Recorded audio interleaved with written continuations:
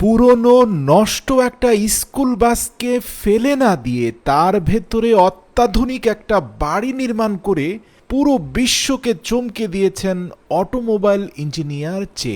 আমাদের দেশে নষ্ট পরিত্যক্ত জিনিসকে হয়তো স্ক্র্যাপ হিসাবে বিক্রি করে দেওয়া হয়, আর নয়তো আপনি দেখবেন বাংলাদেশের থানাগুলোতে যুগের পর যুগ অনেক বাস, প্রাইভেট কার, মোটরসাইকেল পড়ে আছে।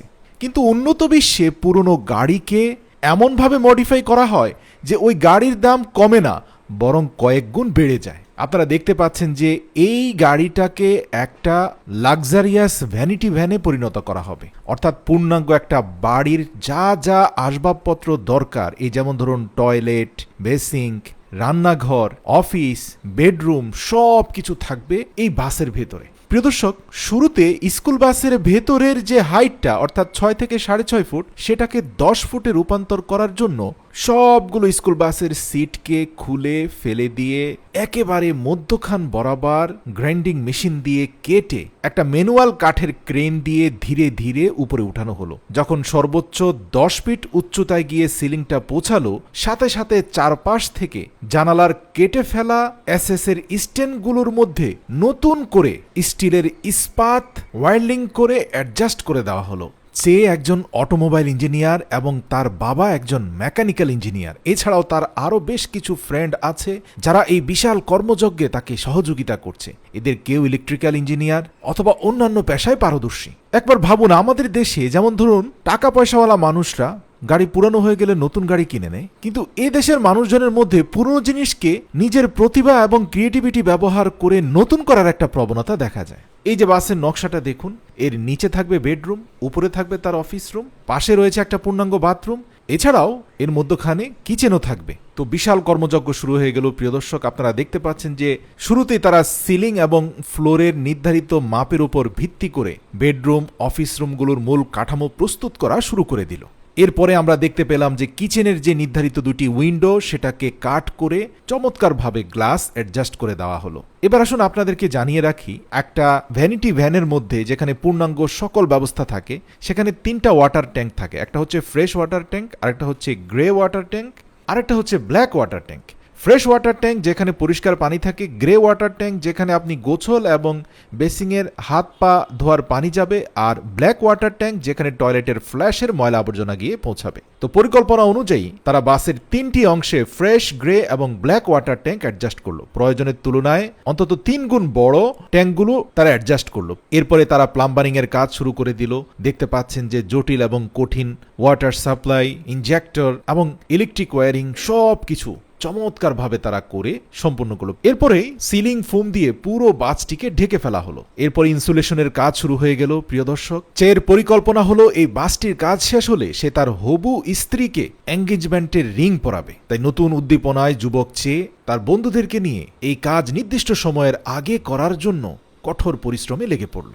দীর্ঘ কয়েক মাস অন্ধকারে কাজ করলেও প্রথম দিকেই তারা তাদের সিলিং এর ইনসুলেশনগুলোর উপরে বোর্ড অ্যাডজাস্ট করে সেখানে লাইট ফিট করে দিল, যার ফলে অন্ধকার বাসটা আলোকিত হয়ে গেল। এবার বাকি কাজগুলো উজ্জ্বল আলোর মধ্যে করাটা তাদের জন্য সহজ হয়ে গেল। প্রিয় দর্শক, দেখতে পাচ্ছেন ক্যাবিনেট থেকে শুরু করে ওয়াশরুম, বেডরুম, অফিস রুম, এমনকি এয়ার কন্ডিশনার এবং মধ্যখানের ইনসুলেটর সব কিছু খুবই চমৎকারভাবে তারা নিপুণ হাতে দক্ষতার সাথে একের পর এক করে যাচ্ছে। এমনকি একটা আরভির ভিতরে হিউমিডিটি খুব বেশি হয়, অর্থাৎ বাতাসে জলের পরিমাণ বেড়ে যায়। এই জন্য তারা এমন একটা যন্ত্র ফিট করলো যার ফলে এই স্বয়ংক্রিয় লাক্সারি হোমের ভিতরে কখনোই হিউমিডিটি বাড়তে পারবে না। এরপরে বাথরুমের দিকে মনোযোগ দেওয়া হলো। আপনারা দেখতে পাচ্ছেন খুব চমৎকারভাবে বাথরুমের মূল যে শাওয়ারটা সেটাকে ফিট করা হলো। এখানে 2 জন মানুষ একসাথে গোসল করার মতোই ব্যবস্থা আছে।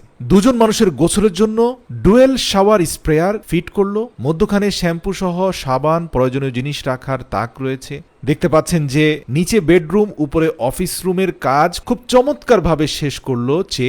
এমনকি তার উপরের তলার অফিস রুমের মধ্যে বেশ কিছু লাইট লাগিয়ে জ্বালিয়ে দেওয়ার পরে আপনারা দেখতে পাচ্ছেন কতটা চমৎকার হয়েছে। এরপরে বাথরুমে কালো রঙের টাইলস ফিট করা হলো এবং একে একে কিচেনের ক্যাবিনেট থেকে শুরু করে সবকিছু বাসের ভেতরে অ্যাডজাস্ট করা হলো। গুরুত্বপূর্ণ যে ইঞ্জিনের পার্টটা রয়ে গেছে, যেটা চেয়ে ছাড়া অন্য কেউ করতে পারবে না, কারণ সে একজন অটোমোবাইল ইঞ্জিনিয়ার, সেই কাজটা এই পর্যায়ে ধরলো। অর্থাৎ স্কুল বাসের ফ্রন্ট সাইড, যেখানে হুইল, ব্রেক সবকিছু রয়েছে। দেখতে পাচ্ছেন যে নিজের ইঞ্জিনিয়ারিং দক্ষতা এবং যোগ্যতাকে ব্যবহার করে কতটা চমৎকারভাবে সে ফ্রন্ট সাইডটাকে পরিবর্তন করতে লাগলো। এদিকে তার বন্ধুরা কিচেনের তাক এবং উপরের ক্যাবিনেটে কালার করতে লাগলো। ইতিমধ্যে এয়ার কন্ডিশনও লাগানো হয়ে গিয়েছে।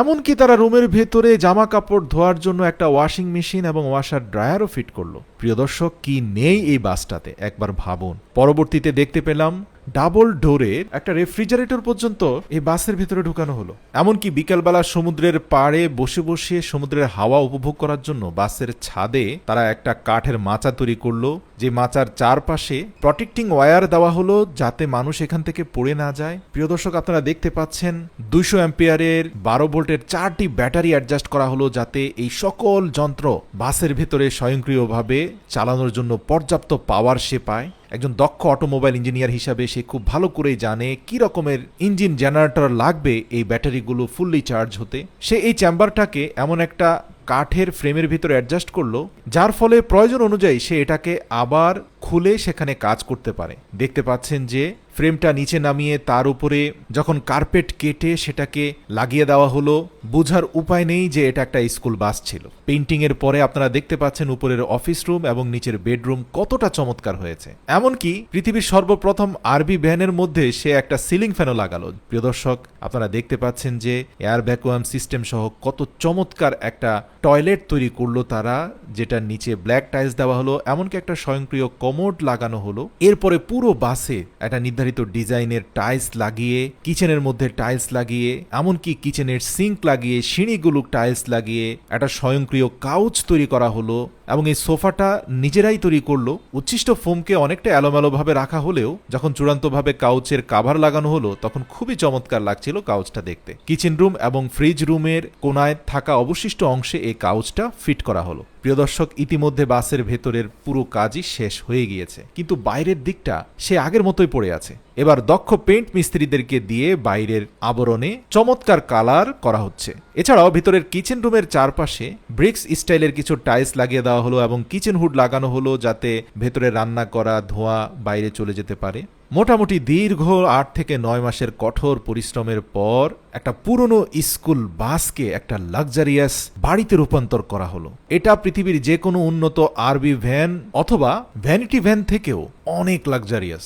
আপনারা দেখতে পাচ্ছেন যেখানে বাসের পুরনো নষ্ট সিটগুলো ছিল সেই জায়গায় অত্যাধুনিক সব kitchenware, bedroom, office room, luxurious toilet, washroom. আসলে মানুষের চেষ্টা সাধনা থাকলে অসম্ভবকে সম্ভব করা কোনো বিষয় নয়। সেজন্য প্রয়োজন সাহস এবং পরিশ্রমের। আর মনে রাখবেন, যে কোনো স্বপ্নকে বাস্তবায়নের সর্বপ্রথম ধাপ হলো আপনি যে তা পারবেন তা নিজের উপর পরিপূর্ণরূপে বিশ্বাস করা। যদি আপনি বিশ্বাসই করতে না পারেন যে এটা আপনার পক্ষে সম্ভব, তাহলে কখনোই সম্ভব হবে না।